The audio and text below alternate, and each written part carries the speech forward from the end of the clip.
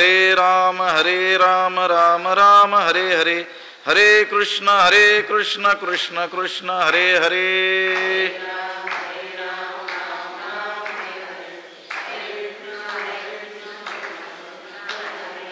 हरे राम राम राम हरे हरे, हरे कृष्ण कृष्ण कृष्ण हरे हरे।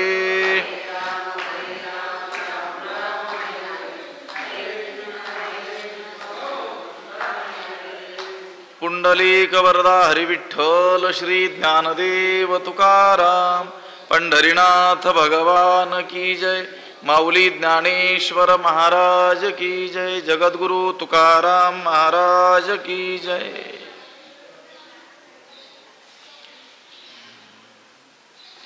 इंद्रियाणि मनोबुद्धि रस्याधिष्ठानमुच्यते, एतैर्विमोहयत्येष ज्ञानमावृत्य देहिनम्। नमामि सद्गुरुं शान्तं सच्चिदानन्द विग्रहं, पूर्ण ब्रह्म परानंद मीशमालंदी वल्लभम। नमो सद्गुरु तुकया ज्ञान दीपा, नमो सद्गुरु सच्चिदानंद रूपा, नमो सद्गुरु भक्त कल्याण मूर्ति, नमो सद्गुरु भास्करा पूर्ण कीर्ति। अखंड मंडलाकारं व्याप्तं येन चराचरं, तत्पदं दर्शितं येन तस्मै श्री गुरवे नमः। जयांचे केले स्मरण, होय सकळ विद्यांचे अधिकरण, तेची वंदू श्री चरण श्री गुरूंचे, ते नमस्कारोनी आता। इंद्रियाणि मनोबुद्धी रस्याधिष्ठानमुच्यते, एतैर्विमोहयत्येष ज्ञानमावृत्य देहिनम्। ग्रंथराज ज्ञानेश्वरीच्या 3ऱ्या अध्यायाचं चिंतन आपण करतो आहोत आणि या 3ऱ्या अध्यायातील 40व्या क्रमांकाचा हा श्लोक आहे। ह्या श्लोकाचा अन्वय आणि अर्थ एकदा आपण पाहूया।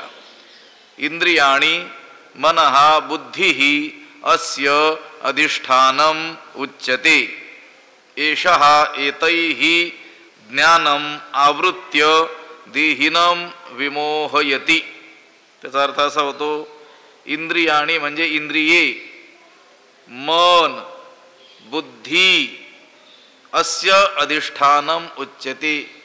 अस्य म्हणजे ह्याचं म्हणजे ह्या कामाचं, अधिष्ठान म्हणजे स्थान, आश्रय स्थान, उच्यते म्हटलं जातं। या कामाला राहण्याचं ठिकाण, त्या कामाचा आश्रय, त्याचं वसती स्थान कोणतं आहे? इंद्रिये, मन आणि बुद्धी हे त्या कामाचे अधिष्ठान म्हटले जातात। एषः हा काम, एतैः यांच्याद्वारे, ज्ञानम आवृत्य यांच्या म्हणजे या इंद्रियादिकांच्या योगाने, ज्ञानम आवृत्य ज्ञान आच्छादित करून, देहिनम विमोहयति प्राण्यांना मोहित करतो, जीवांना मोहित करतो। त्या कामाचं अधिष्ठान काय म्हटलं जातं? इंद्रिये, मन आणि बुद्धी हे त्या कामाचं अधिष्ठान आहे, त्याचं आश्रयस्थान आहे असं म्हटलं जातं। आणि हा काम काय करतो? ज्ञानाला झाकतो आणि इंद्रियादिकांच्या द्वारे देहिनम या देहाभिमानी जीवाला, ज्यानं आपल्याला देह समजलेला आहे त्या जीवांना काय करतो? जीवाला मोहित करतो। हा जो श्लोक आहे, कामरूपी शत्रूचं आश्रयस्थान कोणतं आहे ते या श्लोकातून सांगितलेलं आहे।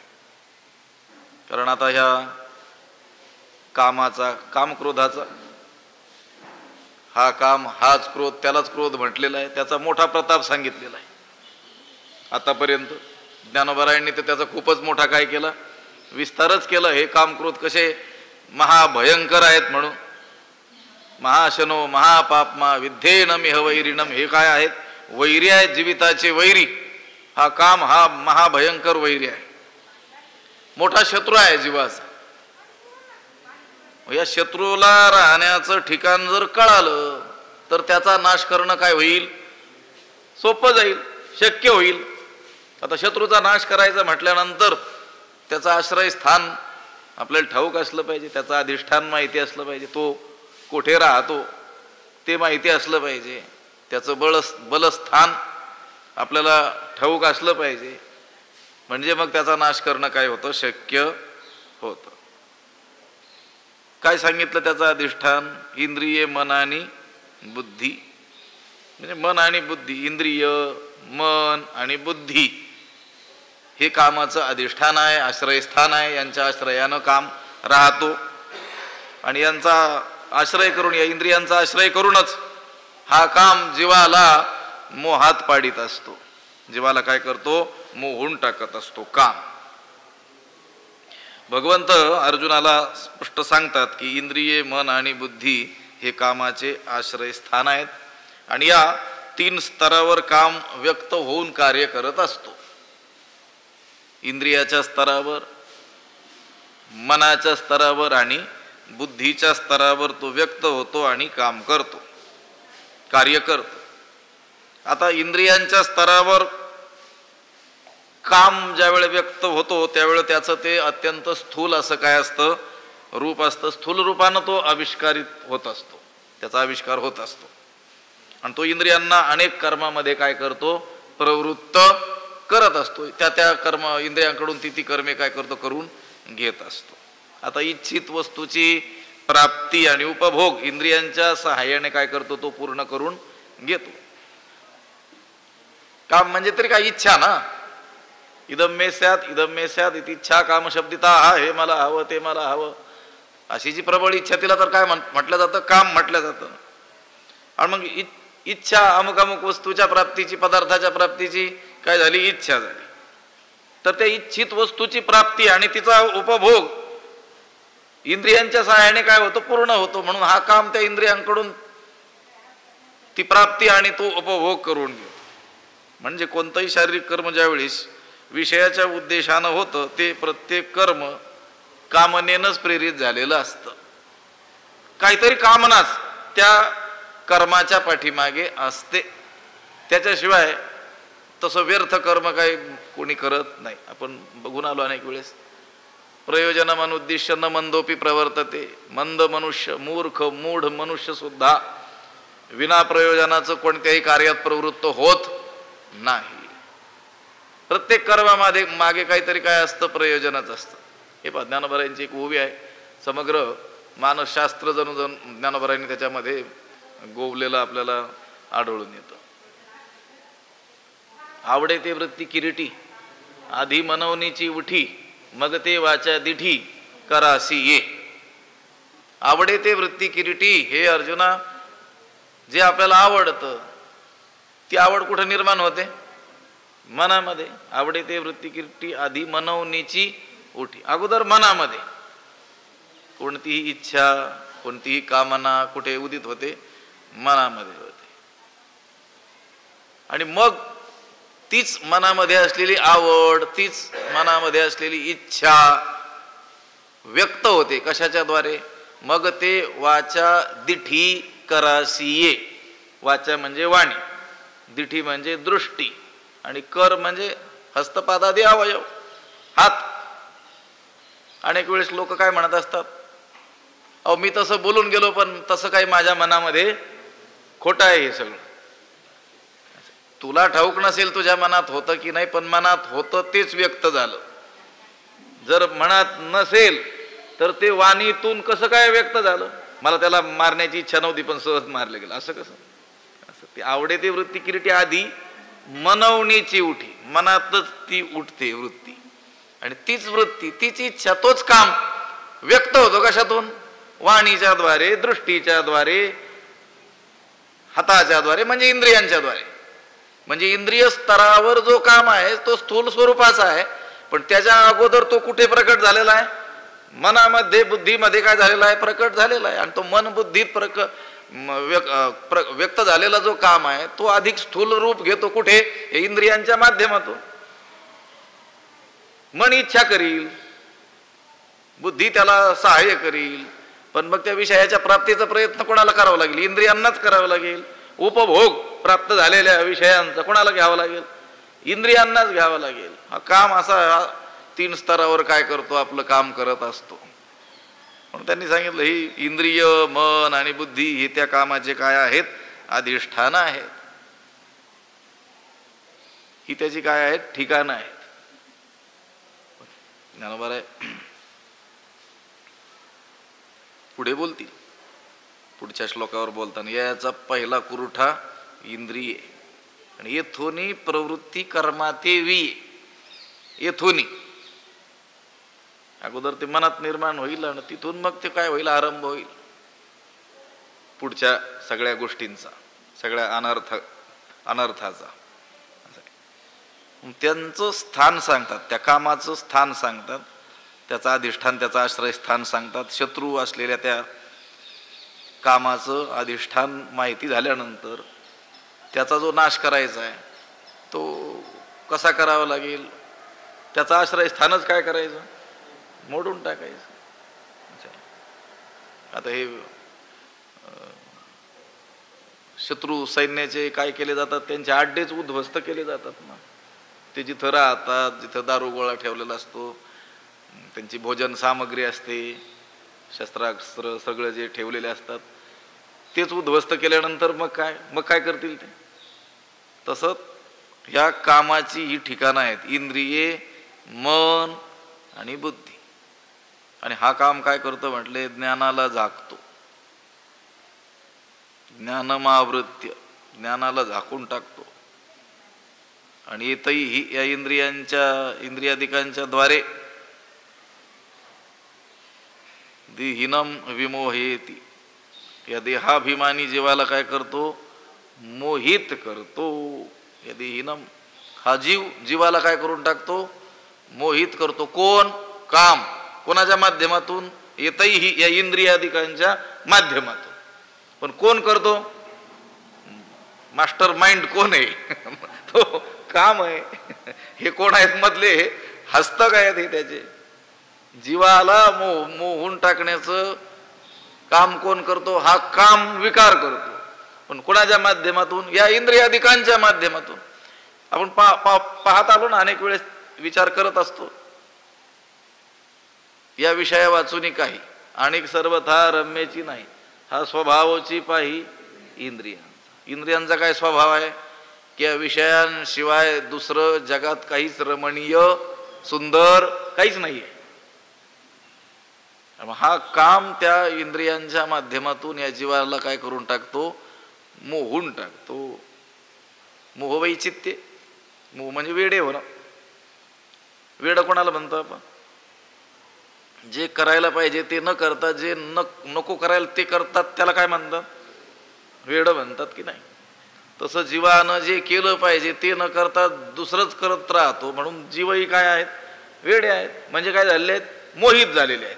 मोह वैचित्य धातू आहे, त्याचा अर्थ वेडे होणे, भ्रमित होणे असा अर्थ आहे. मोह शब्दाचा मोठा विचार करून आलेलो होता आपण. शास्त्रात मोठा विचार आहे. सगळं विपरीत दिसणं त्याला काय म्हणतात? मोह. खऱ्या मोहाचं ते स्वरूप आहे. म्हणजे सत्य असत्य, नित्य अनित्य, आत्मा अनात्म सुविपर्यय हा मोह. हा सत्याच्या ठिकाणी असत्यत्व आणि असत्याच्या ठिकाणी सत्यत्व बुद्धी होणं. जे नित्य आहे ते अनित्य वाटणं आणि अनित्य संसाराच्या ठिकाणी नित्यत्वाची काय होणं? बुद्धी होणं. जो आत्मा आहे त्याच्या ठिकाणी अनात्मत्व बुद्धी आणि जे अनात्म पदार्थ आहेत त्याच्या ठिकाणी आत्मबुद्धी होणं. शुची अशुची, शुद्धाच्या ठिकाणी अशुद्धतेचा भ्रम आणि अशुद्ध पदार्थाच्या ठिकाणी शुद्धतेचा, हे सगळं काय आहे? मोह आहे. मोहित करून टाकतो हा काम जीवाला. देहिनम, देहाभिमानी जीवाला. ज्या जीवानं मी देह आहे अशी त्याची काय आहे? दृढ समजूत आहे. देहाची देह तादात्म्य ज्याचा आहे त्याला तो मोहित करतोय.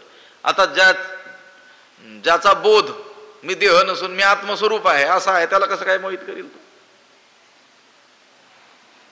मी देह म्हटलं की मग ही सगळी परंपरा सुरू होते. संत सांगतात की नाही, मी देह म्हणता कोटी ब्रह्महत्या येऊनिया माथा कुरवाळी ती. ब्रह्महत्येचं पातक करण्याकरिता फार काही करावं नाही लागत. सोपा उपाय आहे पापी होण्याचा. काय? फक्त मी देह आहे एवढं म्हणायचं. कोट्यवधी ब्रह्महत्या येऊन त्याचा माथा कुरवळतात. अरे बाबा बरं झालं, माझा काय केला तू स्वीकार केलास. असं देह तादात्म्य केलं की तिथून पुढं सगळी काय आहे, दुःख परंपरा आहे. ही सगळी दुःख मालिका आहे. अशा देहाभिमानी जीवाला हा काम ज्ञानाला झाकून टाकतो आणि इंद्रियादिकांच्या द्वारे त्याला काय करतो, मोहित करतो. ज्ञानाला काय करतो, ज्ञानम आवृत्य, ज्ञानाला काय करतो, झाकून टाकतो. कोण? काम झाकून टाकतो. जीवाला मोहित करतो. कोण करतो? काम. आणि हा राहतो कुठे? इंद्रिये, मन आणि बुद्धी. मनोनी हटियाते जिणीजे इहीची जगी, तैसे उपाय किजती जे जे. तैसे त्याप्रमाणे, जे जे उपाय किजती, जे जे काय करावेत, उपाय करावेत, ते ते यासीच विरजे होती, ते ते यालाच सहाय्यक होतात. या कामाला जिंकण्यासाठी जे जे काय करावेत, उपाय करावेत, ते ते यासीच विरजे होती, ते ते यांनाच विरजे म्हणजे सहाय्यक होता. मनोनी जगी इहीची हटियाते जिणीजे, म्हणून जगात हेच हटियोग्यांना जिंकू शकतात.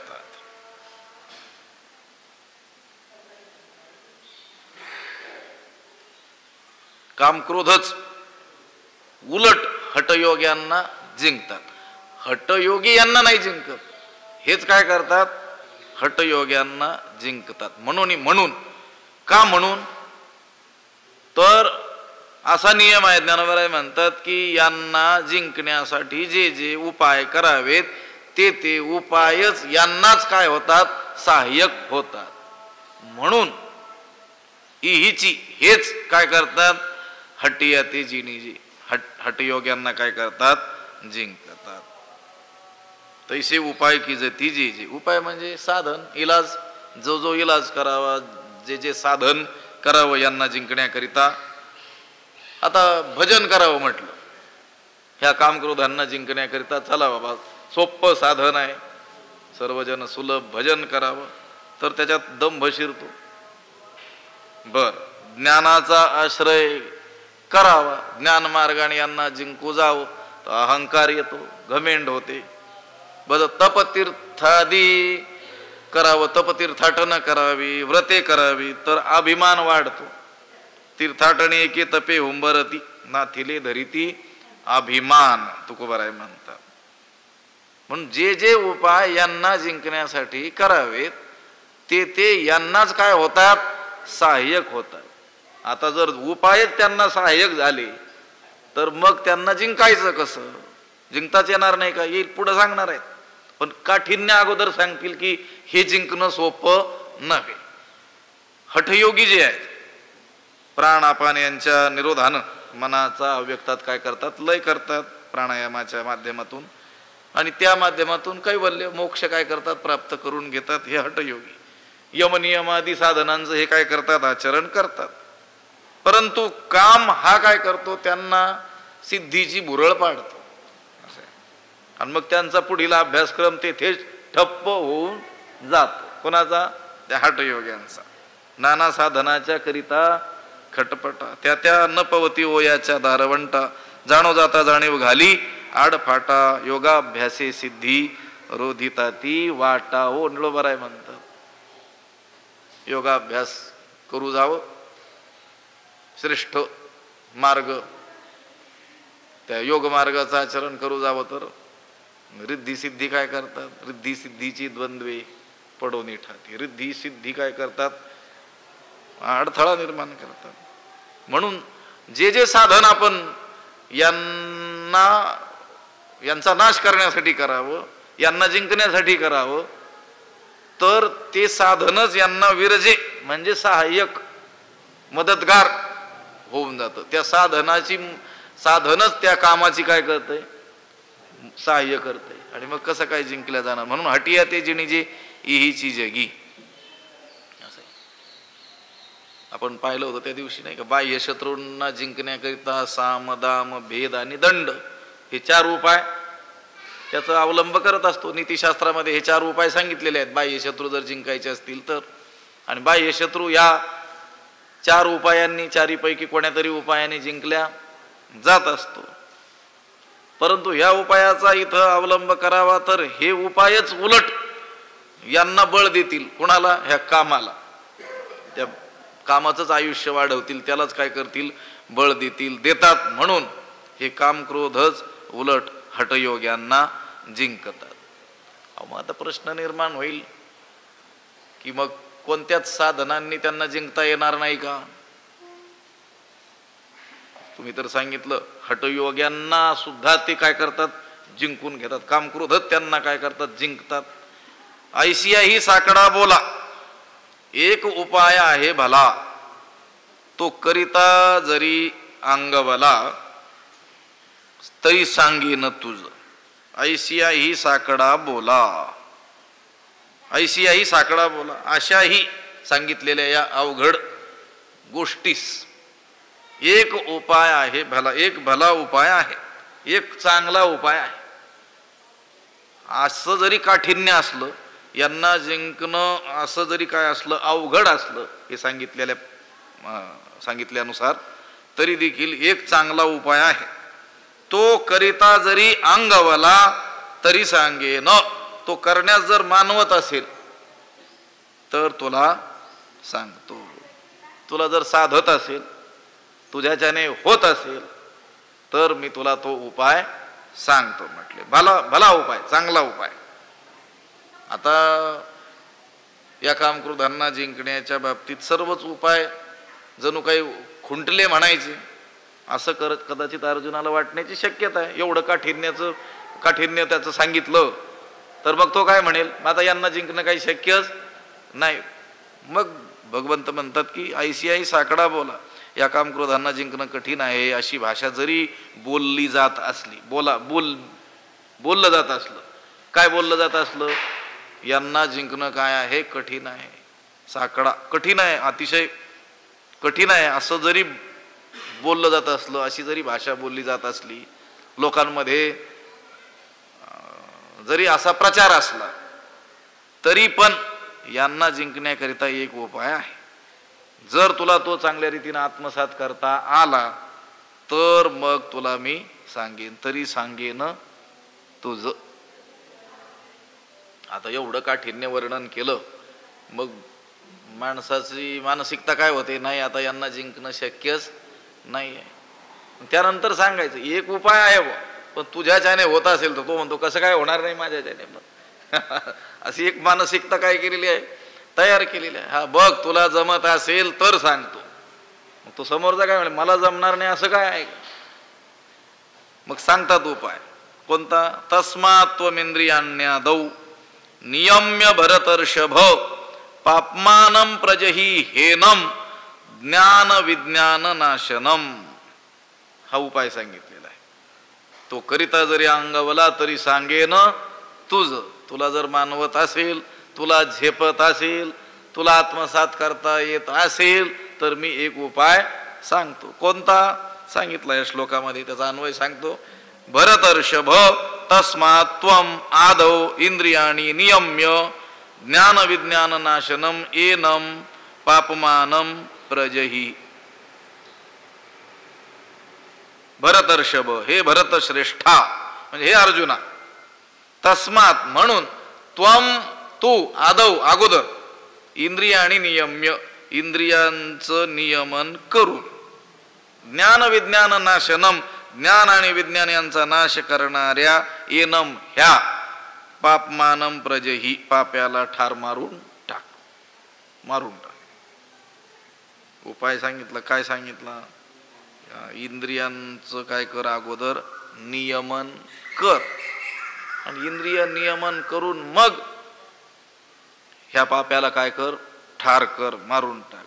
कसा आहे हा पापी काम, ज्ञान विज्ञान नाशनम, ज्ञान आणि विज्ञानाचा नाश करणारा म्हणजे परब्रह्माच्या परोक्ष आणि अपरोक्ष ज्ञानाचा नाश करणाऱ्या या पापमानम, पाप स्वरूप असलेल्या या कामाचा काय कर, नाश कर. प्रजही त्याग कर, संपूर्णतः याचा काय कर, तू त्याग कर.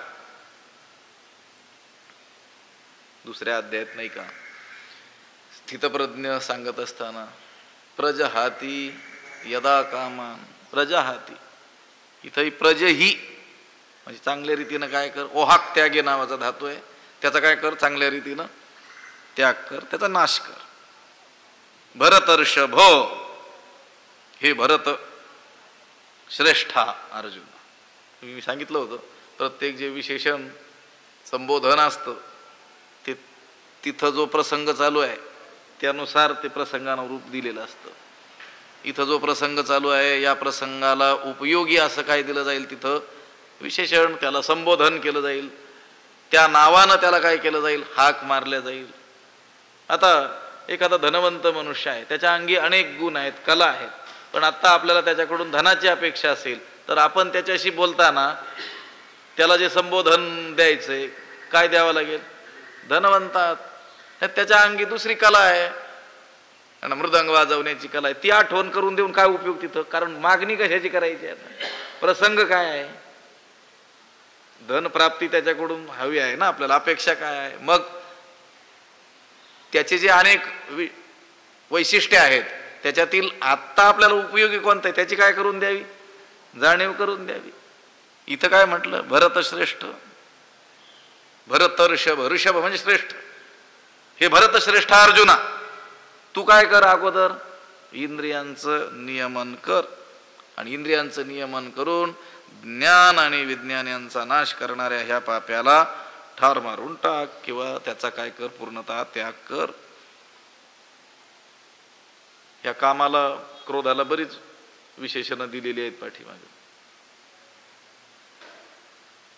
महाशनू, महापापमा, वैरिनम, वैरी आहे, महापापी आहे, महाशना हा मोठा काय आहे, खादाड आहे, असं म्हटलेलं आहे ना. इथं सुद्धा सांगितलं ज्ञान विज्ञानम पापमानम,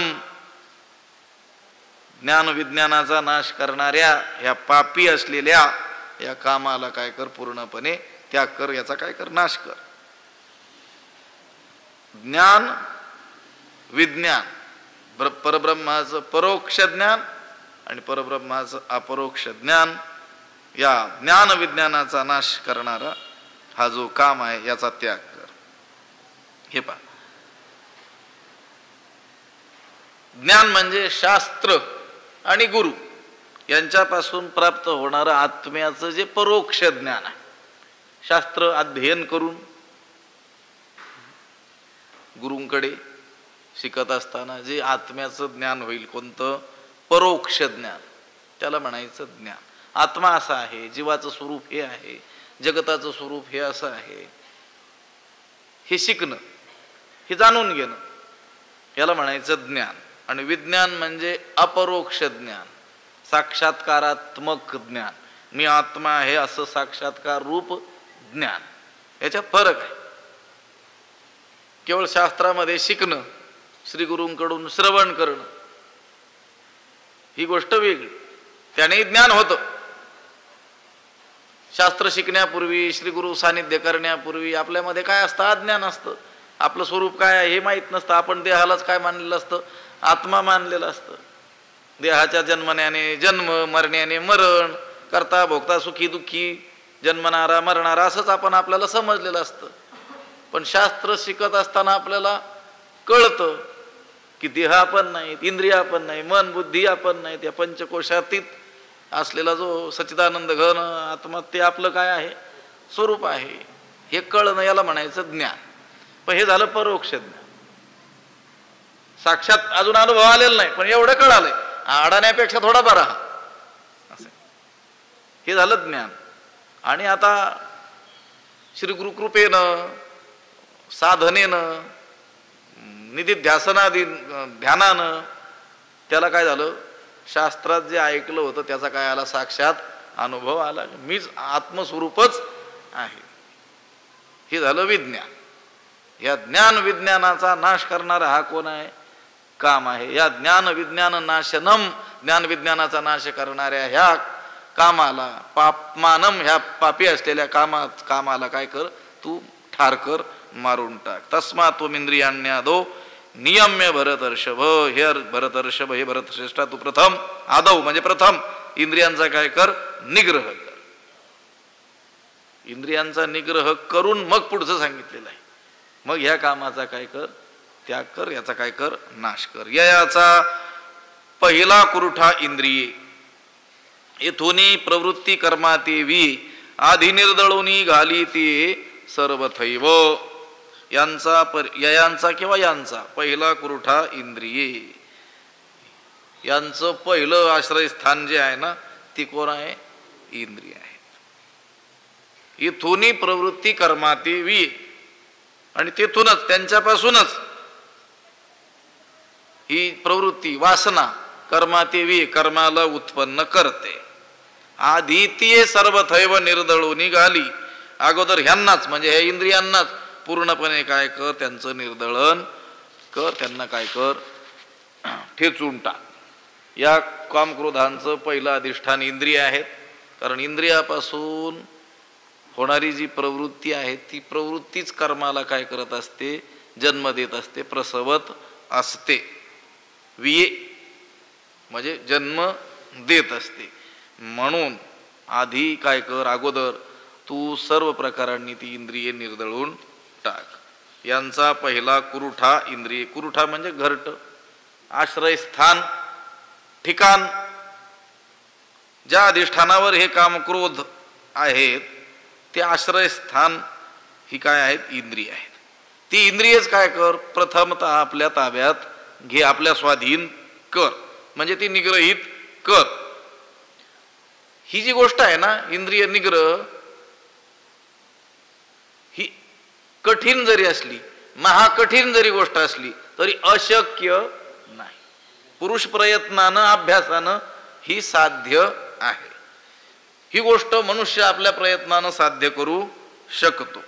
हाती आहे हित, करील तयासी म्हणवणी ऋषी सांगितले. ऋषींनी ज्या अर्थी सांगितलं त्या अर्थी ते आपल्या हाती आहे. आपलं हित आपल्या हातात आहे, म्हणून तर ऋषी मुनींनी ते काय केलं, सांगितलं.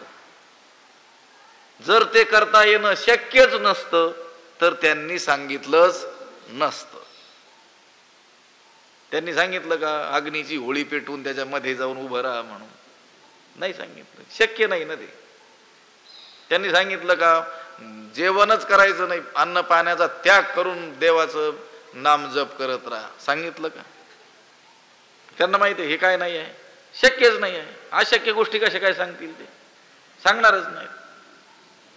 किंवा पाण्यातच जाऊन तपच कर असं सांगितलंय त्यांनी? काही पाण्यात जगणारच नाही माणूस. इंद्रिय निग्रह करायचा सर्व शास्त्राने, आचार्यांनी, थोर ऋषी मुनींनी, संतांनी सांगितलेलं आहे. याचा अर्थ इंद्रिय निग्रह होऊ शकतो. भले मी बोलून गेलो, कठीण असेल, महाकठीण असेल, असो, पण अशक्य मात्र नाही. तुका म्हणे करुणी दावी, त्याचे पाय माझे जीवी. म्हणजे हे असं करणारी माणसं सुद्धा जगात, त्यांना तर आपण संत म्हणतो की नाही. श्रेष्ठ महात्मे कोणाला म्हणतो आपण? ज्यांनी काय केलं, इंद्रिय निग्रह केलेला आहे. अनिग्रहाचे इंद्रियाणाम नरपतनम रुच्छती. इंद्रिय निग्रह न करणारा पतित होतो असं सांगितलेलं आहे स्मृतिकारांनी. आणि इंद्रिय निग्रह करणाराच कोण होत असतो? श्रेष्ठ गणल्या जात असतो. शक्य आहे म्हणूनच काय केलं आहे, संतांनी सांगितलेलं आहे. आणि जो तो इंद्रिय निग्रह करतो त्यालाच तर आपल्या परंपरेमध्ये श्रेष्ठ मानलेलं आहे. तुकोबाराय म्हणतात, मान पावे तो आगळा, मुख्य इंद्रिय राखे, अपमानी तो अधर रसस्वाद चाखे. कोण मान पावतो या जगामध्ये? जो इंद्रियांचा निग्रह करतो. ज्या अर्थी इंद्रिय निग्रह करण्याची आज्ञा शास्त्राने केलेली आहे त्या अर्थी ते शक्य आहे म्हणूनच. आणि भगवंत देखील अर्जुनाला इथे म्हणतात की तो करिता जरी अंगावाला तरी सांगेन तुझ. एक उपाय आहे म्हटले, ऐशियाई साकडा बोला एक उपाय आहे भला, तो करिता जरी अंगावाला तरी सांगेन तुझ. तुला जर जमत असेल तर पहा, एक उपाय आहे. आणि काय उपाय सांगितला? हा उपाय, तस्मात् त्वमिंद्रियाण्यादो नियम्य भरतर्षभ पापमानं प्रजही हेणम ज्ञान विज्ञान नाशनम. यांचा पहिला कुरुठा इंद्रिये इथुनी प्रवृत्ती कर्माते वी आधी निर्दळून घाली ते सर्वथैव. कुरुठा म्हणजे आश्रयस्थान, ज्या अधिष्ठानावर ज्या आश्रयावर हे काम क्रोध आहेत आणि त्यांचा काय करायचा? निग्रह करायचा. इथुनी प्रवृत्ती कर्मातेवी, या ठिकाणावरूनच कर्माते म्हणजे कर्माला, शुभाशुभ कर्माला ही प्रवृत्ती वासना ही काय करते? जन्म देत असते. वासना कर्माला जन्म इथूनच देत असते. त्यामुळं ते पुढं होणारं जे कर्म आहे ते वासनेपोटी होतं आणि वासना इथूनच त्या कर्माला काय करते? जन्म देते. म्हणून या वासनेचा जो कुरुठा आहे, आश्रयस्थान जे आहे, तेच काय कर? निर्दळून टाक. त्यांना अगोदर काय कर? आपल्या ताब्यात घे. आधी निर्दळून घाली ती सर्व थैव. या कामक्रोधांचं पहिलं अधिष्ठान इंद्रिय आहेत, कारण इंद्रियापासून होणारी प्रवृत्तीच कर्माला प्रसवत असते. म्हणून अगोदर सर्व प्रकारांनी ती इंद्रियच काय कर? निर्दळून टाक. सर्वद्वारांनी संयम्य मनोहृदी निरुध्यच. पुढील विषय तो आता परी हे तरीच घडे जरी संयमाची अखंडे सर्वद्वारी कवाडे कळा सती. या इंद्रियांना काय कर? आपल्या स्वाधीन कर. पुंडलिक वरदा हरी विठ्ठल श्री ज्ञानदेव तुकाराम पंढरीनाथ भगवान की जय. माऊली ज्ञानेश्वर जगद्गुरु तुकाराम महाराज की जय. विठ्ठल विठ्ठल विठ्ठल विठ्ठल. पुंडलिक वरदा हरी विठ्ठल श्री ज्ञानदेव तुकाराम पंढरीनाथ भगवान की जय. माऊली ज्ञानेश्वर महाराज की जय. आता विश्वात्मके देवे येणे वाग्यज्ञे तोषावे तोषोनी मज द्यावे पसाय दान हे. जे खळांची व्यंकटी सांडो तया सत्कर्मी रती वाढो भूता परस्परे पडो मैत्र जीवांचे विश्वस्वधर्म सूर्ये पाहो जो जे वांछील तो ते लाहो प्राणी जात वर्षत सकळ मंगळी ईश्वर निष्ठांची मांदियाळी अनवरत भूमंडळी भेटतो या भूता चला कल्पतरूंचे आरव चेतना चिंतामणीचे गाव बोलते जे अर्णव पियुषांचे चंद्रमे जे अलांछन मार्तंड जे तापहीन ते सर्वाही सदा सज्जन सोय रे होतू किंबहुना सर्व सुखी पूर्ण होवणी ती लोकी भजे जो आदि पुरुखी अखंडित आणि ग्रंथोपजीवे विशेषी लोकी ये दृष्टादृष्ट विजय हो आवेजी एथ म्हणे श्री विश्वेश्वर हा होईल दान पसावो येणे वरे ज्ञानदेवो सुखिया झाला येणे वरे ज्ञानदेवो सुखिया झाला येणे वरे ज्ञानदेवो सुखिया झाला. पुंडलिक वरदा हरी विठ्ठल श्री ज्ञानदेव तुकाराम पंढरीनाथ भगवान की जय. माऊली ज्ञानेश्वर जगद्गुरु तुकाराम महाराज शांती ब्रह्म एकनाथ महाराज की सद्गुरु वंशी महाराज की सद्गुरु जोग महाराज की जय.